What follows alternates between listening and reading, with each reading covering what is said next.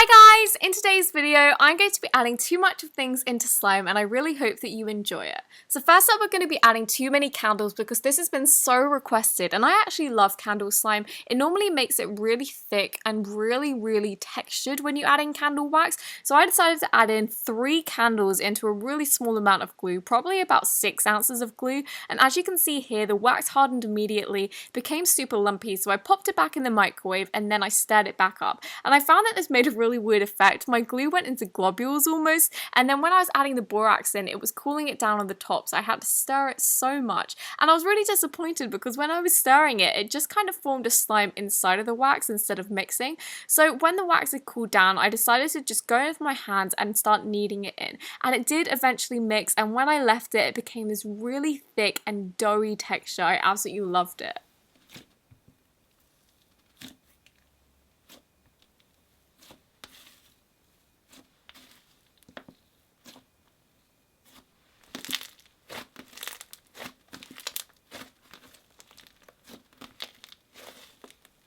After the candle wax went so well, I had a brainwave and I was like, what would happen if I added body wax? And the body wax is actually sold out, so I decided to go for nose wax, and oh my goodness, it was so satisfying to stir up. It literally looks like white chocolate. Thankfully, it didn't smell like it, so I didn't want to taste it. It kind of has a gorgeous fruity scent to it, actually. I expected it to smell gross, but it really didn't. I would have worn this as perfume if, it wasn't nose wax. And when I was stirring this in, again, this really hardened up, so I had to pop it back in the microwave. And then it stirred in really easily, actually. The mixture resembled something like a shaving foam and cornstarch mixture, I would say. It was very thick and activated so quickly, as you can see here. I literally added 1 drop of activator and it became super thick. And because this was a warm texture, I didn't want to over-activate it because I knew it would harden up when it just wasn't warm. So when I left it overnight, I was really just a bit disappointed because it was so soft and gorgeous before, and it just became quite tough and like too doughy, so it didn't really feel like slime.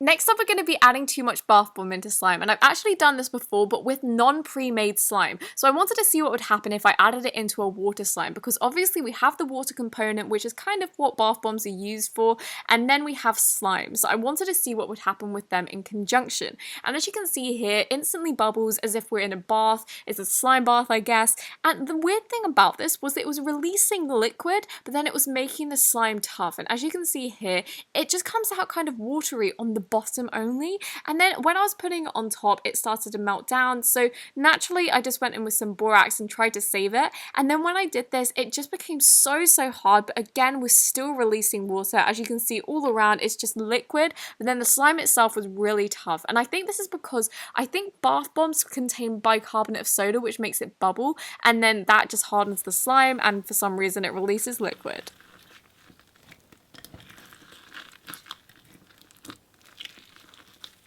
I asked you guys what you wanted to see on Instagram, and you guys said chia seeds in water slime, and I thought this was a really cool concept because I don't think it's water that normally makes chia seeds. I think it's like almond milk and that type of thing, and then you leave it to sit overnight. So I decided to do this with slime, and because this is a food, I was kind of worried it would just melt it down. So I made this slime quite tough, which is why it's quite rippy in this clip. But when you're mixing it in and you're hearing the sounds at the end of this clip, oh my goodness, you will see how satisfying this is. Even though it doesn't have a good aesthetic, it just sounded so good, and also it kind of expanded as soon as I added it. So I was so excited to see what happened the next day, but this is my reaction. I was like this.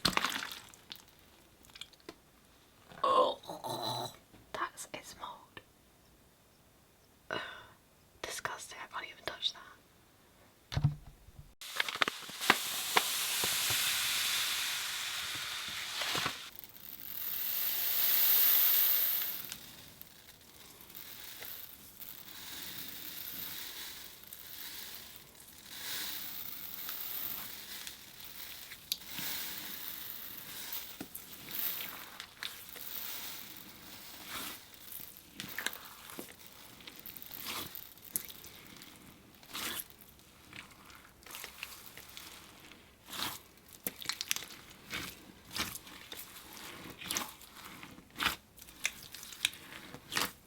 too much cornstarch is something that's been requested since I started this series, I think almost a year ago now. It's been a really, really long time with, you know, repeated video ideas, but you know what? They're fun, so it's allowed. And I decided to not do this for a while because I was just worried it would look really boring, so I tried to make it cool and added a rainbow slime to it. And this was actually a very interesting experiment because when I was adding it in, at first, as you can see here, still thick, not sticky at all, and then the more I was adding in, it was becoming sticky. And I've never had this with corn flour. To be honest though, I add it in when the mixture's being made, so I don't really notice that it's melting things down. I just assume it's the other products in there. So this was really interesting for me to add it to a pre-made slime because I was seeing stuff I don't normally see when I'm just adding the ingredients in a bowl, and this became really stringy. And I thought, you know, when you're making like sweets and it becomes stringy, I thought maybe it's doing that and then it's going to become hard. And then I noticed it was sticking to my hands, so I had to add more borax, and then it came out really thick. It didn't melt down again, but I just thought it was interesting how tacky it became just because I was adding cornstarch, which is meant to thicken it up.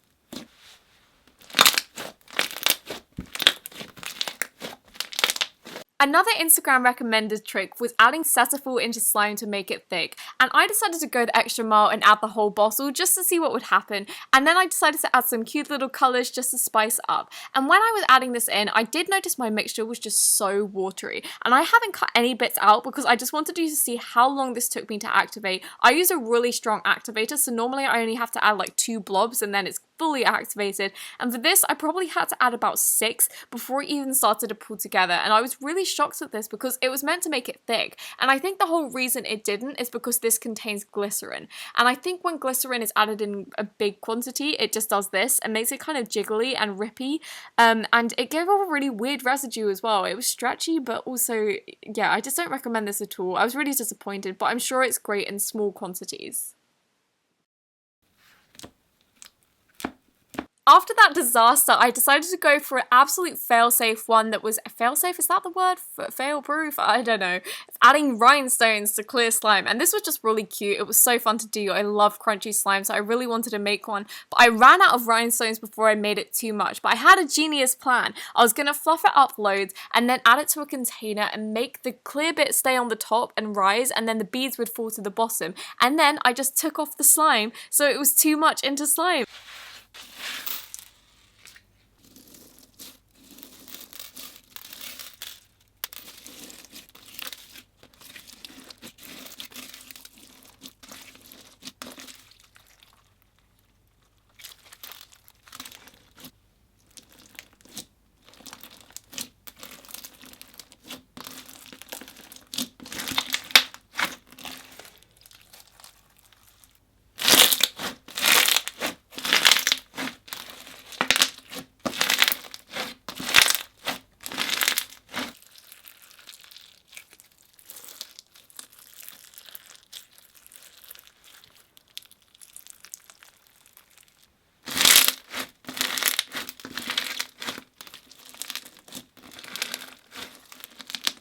The next one is one that I've been wanting to do for ages, and this is adding too many glue sticks into slime. And I've always wondered, do glue sticks make slime? Because slime is made out of PVA, and I don't think glue sticks is that. So when I was adding this in, I was just really curious to see what would happen, and it was very hard to mix in. I probably should have melted the glue sticks and then added them because it was kind of like a hot, cold lip balm. It didn't want to melt in, and it was just becoming very tacky on my hands. So my hands were just getting a weird residue when I was adding it in, and it didn't do much for the texture. I even tried to microwave it, and the bits kind of didn't melt down at first, so I had to do it again, and I heated it on top heat, and like you can see here, it just didn't really work. I tried to add it in more and more, but it just kept separating. Again, like I said, it has that residue, so I think it was just splitting up.